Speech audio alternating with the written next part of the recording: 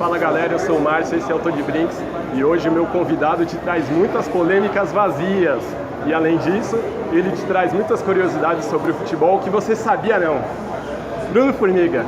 Certo, beleza, obrigado pelo convite, né? Eu que agradeço, não sei se eu tô com essa moral toda não, mas vamos falar curiosidades e polêmicas vazias, que é vida, né? Exato. Bruno, eu queria começar, lógico, te agradecendo por você me ceder um tempinho. Eu queria saber como é que nasceu Polêmicas Vazias. Rapaz, quando eu trabalhava no jornal O Povo, ainda em Fortaleza, eu tinha um amigo que sempre quando a gente começava a ser discussões na redação, a gente começava a falar do Corinthians de 98. Vai falar, pô, mas será que o de 98 era melhor que o de 99? Quem é que jogou mais no Corinthians? O Neto ou o Marcelinho, por exemplo? E aí começava a discutir e daqui a pouco a redação inteira estava discutindo a mesma coisa. E aí esse meu amigo, chama Ciro Câmara, mora ainda em Fortaleza, ele sempre falava, ih, lá vem o Bruno com as suas polêmicas vazias. Porque no final das contas são polêmicas que não vão levar a gente a lugar nenhum. Tipo assim, pode até ser que eu... Mas são muito legais de discutir. Pode até ser que não é que eu te convença, mas que eu te dê alguns argumentos ali, você me dê uns também, mas é difícil a pessoa mudar de opinião, né? Até acontece. Exato. Mas o legal é o debate pelo debate, que é vazio. Porque, enfim, não vai resolver a crise na Síria, nem vai resolver a crise no Brasil, não vai resolver nada, só vai divertir.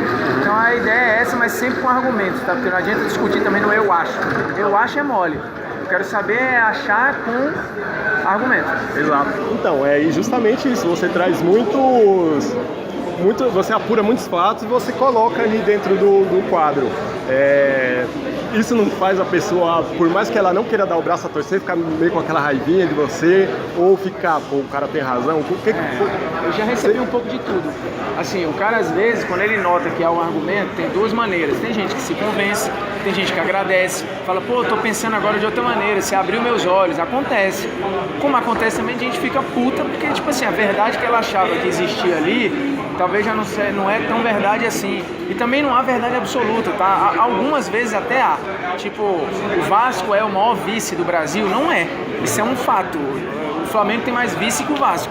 Ponto. Tinha uma época que o São Caetano tinha essa fama de ser o eterno vice, né? E que não é verdade, porque em números você tem, por exemplo, Atlético, Cruzeiro de São Paulo com mais vice do que um monte de gente aí. Então assim, tem coisas que são dados, tem coisa que é opinião, mas você pode embasar a sua opinião com argumentos de tal maneira que o cara, só em ele pensar, cara, será que pode ser? Já tá valendo. Tipo, discutir Pelé. Cara, você pode achar o Pelé o melhor de todos os tempos, mas tem uma geração que acha que é outro cara.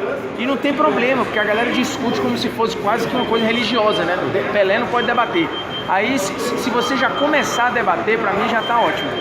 Porque assim, o que importa é discutir com argumentos, já tá bom demais. Eu lembro que eu tava vendo aquela live que o pessoal do esporte interativo faz e eles estavam falando que lá fora é muito comum se debater se o Pelé é realmente o melhor. E aqui já o Pelé é unanimidade, né? Então, agora eu queria uma pergunta que eu não gostaria de fazer, mas preciso de fazer, né? Que você sofreu preconceito por ser nordestino e tal, você é um grande jornalista, queria que você falasse sobre. Bem, eu acho que as pessoas pegam...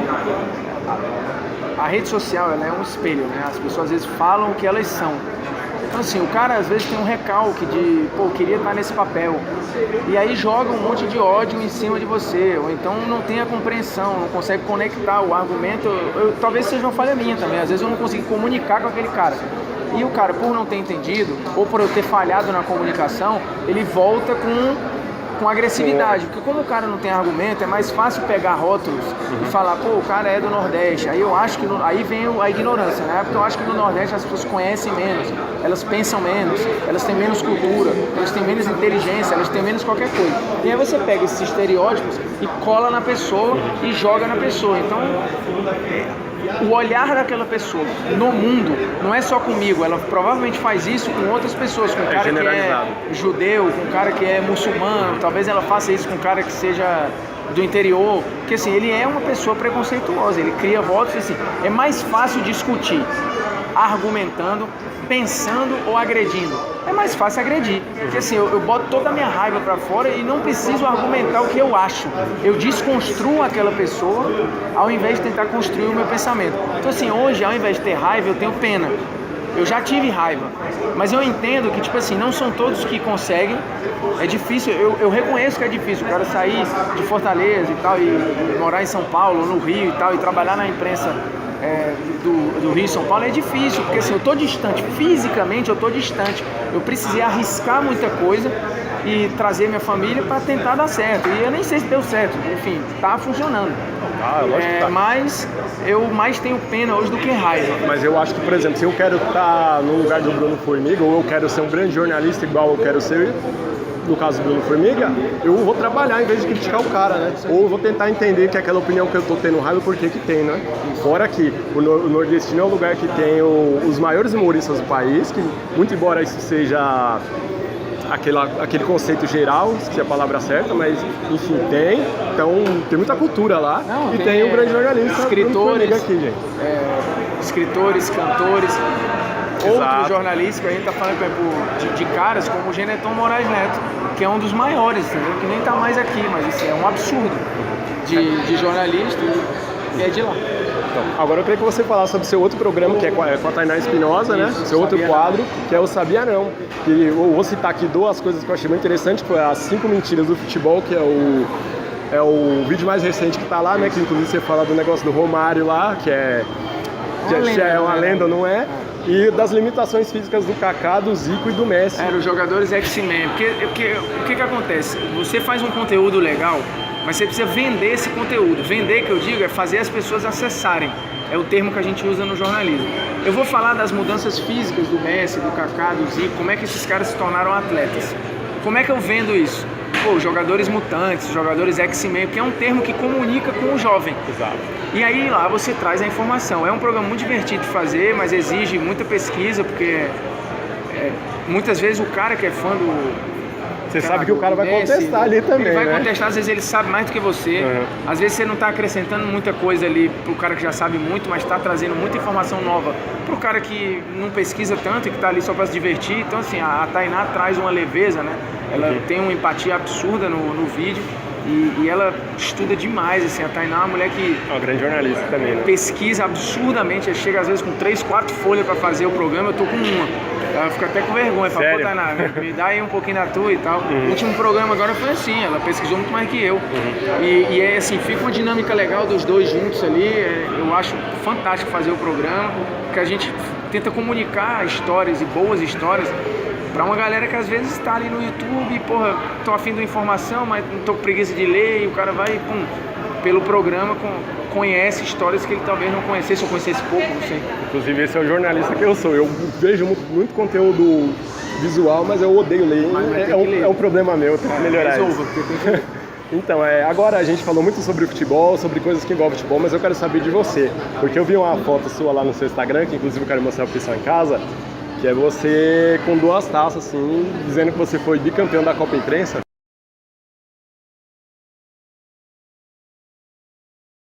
Bicampeão da Copa Imprensa, fazendo gol do título em 2018. Sério? De cabeça, diga-se de passagem. Eu joguei na base, né?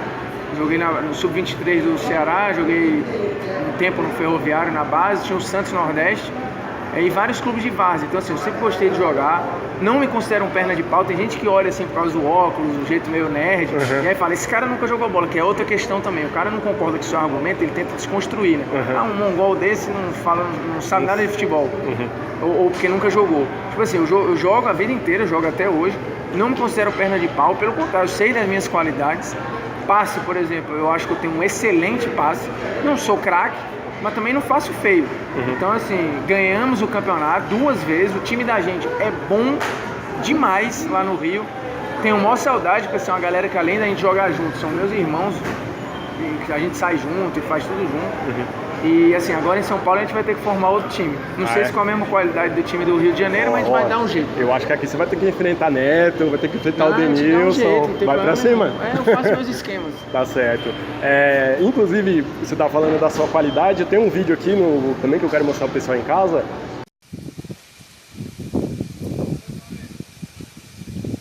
Tchau! Que é o desafio do banquinho. Você lembra disso? Ih, cara, agora eu não lembro. Qual? Foi um vídeo que você... Eu fiz com meu filho? Isso, e é real, viu? Ali, o pior é que eu dou a chapada e saio, porque eu tenho certeza, na hora que eu bato na bola, que ela vai entrar. E aí Você até sai, você dá um tapa na bola e sai. Só pela batida você já sabe. Agora eu quero que você me responda com seriedade. Quantas vezes você gravou aquilo ali pra postar? Essa foi a primeira. Foi de primeira? Meu filho tá lá, se ele estiver assistindo, ele pode botar nos comentários. Aê. Ele foi de Bota primeira. Lá, dá essa moral ele tava, era no meu celular, ele tava atrás do banquinho gravando. E eu dei a chapada na batida, eu já vi. Agora ali, a gente tava brincando há um tempo já, agora na boa, eu devo ter errado umas duas. Sem sacanagem. Não, mas peraí, você acertou de primeira ou você... Não, acertei de primeira, mas a gente tava brincando de vários chutes ali. Na noite inteira eu devo ter errado uns dois. Ah, caramba! E ele é bem bom também, o Cauê. É, e ele já joga na escolinha do Corinthians, o chute inicial, né, que é... É do Marcelinho, era, não sei se é ainda do Marcelinho. Não sei como é hoje. Dizem lá, que era do Marcelinho, tem várias filiais em São Paulo, ele joga em Indianópolis. Lembrei, tem uma coisa aqui que eu vi, que o seu canal tá fazendo sucesso, você tá aí com esse migué todo dizendo que você não tá com essa moral toda e tal, mas eu fiquei sabendo que você roubou o público do Dissola. Rapaz, não sei, foi? Tem um vídeo lá no seu próprio Instagram, o rapaz do Dissola falando com o menino e tal. Verdade, que o cara é verdade, que ele me assistiu e não viu os moleques. Cara, o Certezas e o Casemiro, assim, é um case absurdo. Os moleques trabalharam, eu vi desde o início, quando eles faziam sketches pequenas e faziam outro tipo de programa. E a chave virou de uma vez quando eles começaram a fazer uma parada meio porta dos fundos do futebol.